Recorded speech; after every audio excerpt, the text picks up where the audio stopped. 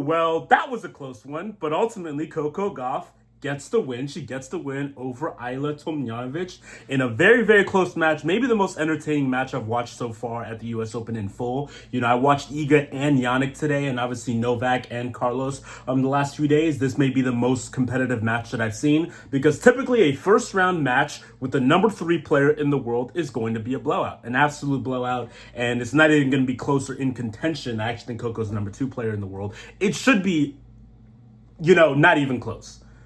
Let's not forget, we're talking about Coco Gauff, a phenomenal player, one of the best players in the world, one of the 3 best players in the world, obviously. However, somebody who hasn't been in the best run of form since her epic win at Roland Garros. She obviously beat Sabalenka after being down a set to love at Roland Garros, but then had a horrible showing at Wimbledon, made it to the final of Canada, but then lost early in Cincinnati. She hadn't been in a good run of form, and she even said it, and I agree with her. Look, tennis is a very long sport. We start in January and we finish almost at the end of November. So it's an 11-month season, basically. Incredibly long.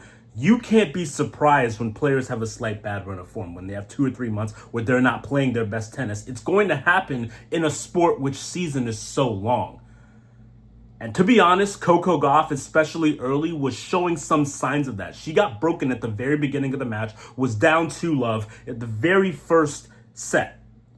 But then came back, soldiered through, and did exactly what Coco Gauff does, showcasing some of her greatest abilities, some of the best abilities in those traits that we have on tour. Her speed, her movement, one of the fastest women that we've ever seen on a tennis court. It's absolutely beautiful to watch. Her movement, her ability to get from sideline to sideline. I mean, look, Tomljanovic played fantastic, but let's not forget, let's not act like this is just some other player. This is a player who was ranked as high as 32 in the world, who's been a quarterfinalist at a U.S. Open 3 years ago, who has made over $7 million of prize money in her career, has won 2 WTA 125s, and most famously is the player who knocked off Serena Williams, who put Serena Williams into retirement. She was going to retire anyways after that U.S. Open, but after Serena Williams had beat the number 2 player in the world the round before, it was Tomljanovic who actually beat her and sent her off into retirement. And that's probably going to be her greatest accomplishment for her entire career.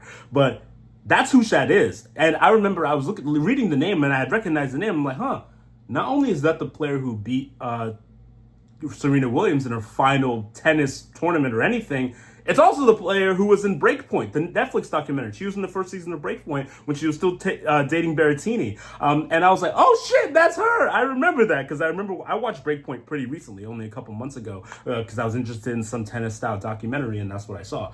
But regardless, Tomljanovic is a very good player. She's a very talented player. She's had her ups and downs from her brief, break from dealing with her mental health issues, which makes sense of obviously when you're playing such an emotional sport as is tennis. And of course, just her dips in and out of form, and etc. But she is a very good, clearly talented player, as you saw her pushing Coco Gauff to the limit. But Coco didn't play her best either. This isn't peak Coco Gauff, which obviously is going to happen during the first match of a new tournament.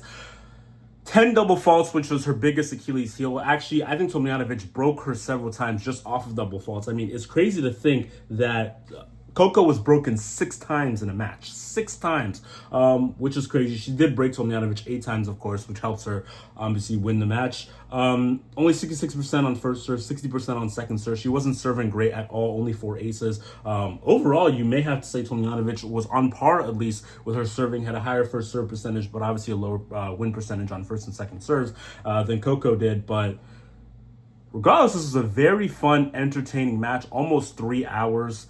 And yeah, I thought Coco Gauff would cruise a little bit easier, but Tomljanovic played as well as she could have, and she should be very proud of that matchup. A lot of other players, as she plays them, maybe not like a Sabalenka or Swiatek, but maybe like a Navarro or an Anisimova or Pegula on a bad day, or one of these players. If she had gotten to play them in the first round, she very well could have beaten them and pulled off an upset. But regardless, Tomljanovic played very well. But what does this say about Coco? Well, it clearly says that she's still not in her peak form, but it also shows that when needed and when she absolutely needs to lock in and, garner that high peak ability that she can play at, she can do it. We saw at the end of the match, It was 5-4, and she was serving for the match. Tomljanovic broke her. We were like, come on, Coco, here we go again, not again. But then Coco said, none of this. Broke her in the very next game, and then ended up winning the third set 7-5. Went into lockdown mode and said, I am going to win this match, and that's exactly what she did. So credit to Coco Gauff for that. You didn't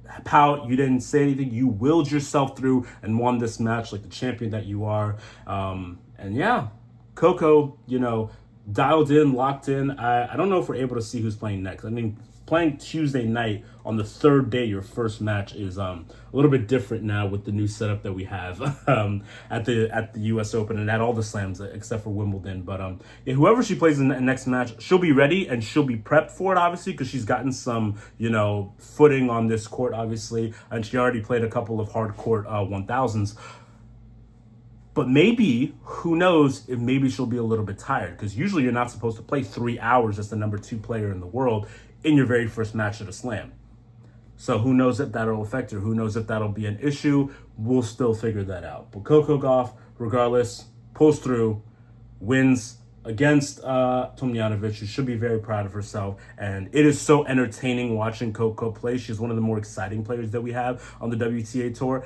Every other point she does stuff that makes you go, oh my goodness, how did she do that? Wow, how'd she get there? Oh my goodness. Similar to a Carlos, where they are probably the 2 most entertaining players, ATP and WTA respectively. And even the last point that won her the match was, a little backhand down the line. Tomljanovic had come to the net, which she's not super comfortable at the net the way that Coco is, and just gotten it through. And you're like, whew, way to go, Coco. Way to go to show off your class and your brilliance and show you why you are one of the favorites to win the U.S. Open. The U.S. Open crowd is always going to be behind the American, and they were especially behind Coco, because they really like her. They feel like, oh my goodness, Serena leaves, and now we have a new player who's supposed to take the reins of American women's tennis, and I think she's doing a very good job with that. She's only 21, has already won a couple slams under her belt, a U.S. Open already under her belt, and she's looking to add another one. Sabalenka and Swiatek will still, of course, be peeking through the window, with maybe them even being the favorites given Coco's run of form. But I think Coco can snap right back to this, get into a great run of form, and make a deep run in the U.S. Open, because that's just the type of player that she is. And she very much entertained us tonight. Whew. It is 10:23 on the East Coast. Pretty late. Sasha Zverev is about to play pretty soon on Ash. And I think that match is going to start at like 10:35. And if it goes late, that match could end at like 2 in the morning, to be honest. Like that's the worry. Maybe tennis needs to figure out that entire scheduling. I don't know if you start night sessions like an hour earlier, more like 6 as opposed to 7. Or maybe you just do what Wimbledon does, where you don't have a night session. You just go, 3 or 4 straight matches, starting at 11, and then Wimbledon has to end at 11, but starting at 11 and then just going whenever. Obviously, you lose a little bit of money doing that, so I don't think they want to do that. But that would maybe be the best thing if we don't want matches to end too late. But hey, maybe that helps New York's reputation as the city that never sleeps. I lived in New York for many years, so I get it. But that's beside the point. Well done, Coco Gauff. I can't wait to see you play probably Thursday. I think nighttime should be entertaining as always, because you are a hell of an entertaining player.